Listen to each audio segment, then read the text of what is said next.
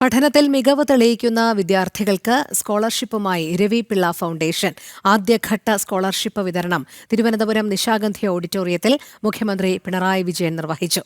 ഈ വർഷം 1500 വിദ്യാർത്ഥികൾക്കായി 10 കോടി രൂപയാണ് വിതരണം ചെയ്യുക. നോർക്ക റൂട്ട്സുമായി സഹകരിച്ചാണ് രവി പിള്ള ഫൗണ്ടേഷൻ വിദ്യാഭ്യാസ മേഖലയിൽ മികവ് തെളിയിക്കുന്ന വിദ്യാർത്ഥികൾക്ക് സ്കോളർഷിപ്പ് നൽകുന്നത്.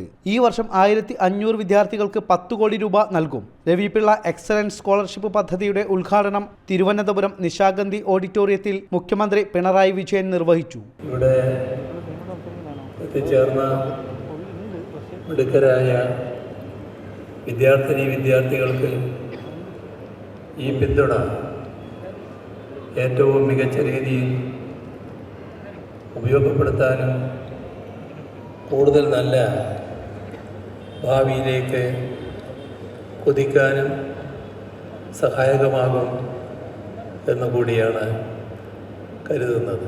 സ്കോളർഷിപ്പ് വിതരണത്തിനായി അടുത്ത 50 വർഷത്തേക്ക് 525 കോടി രൂപ നീക്കിവച്ചിട്ടുണ്ട്. ഇത്തവണ 10,000-ഓളം അപേക്ഷകൾ ലഭിച്ചിരുന്നു. ഇതിൽ നിന്നും തിരഞ്ഞെടുത്ത 1500 വിദ്യാർത്ഥികൾക്കാണ് സ്കോളർഷിപ്പ് തുക വിതരണം ചെയ്തത്.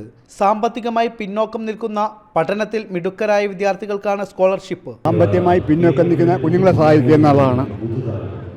ഒരുപാട് കുഞ്ഞുങ്ങളുണ്ട് ഒക്കുന്നത്രേ.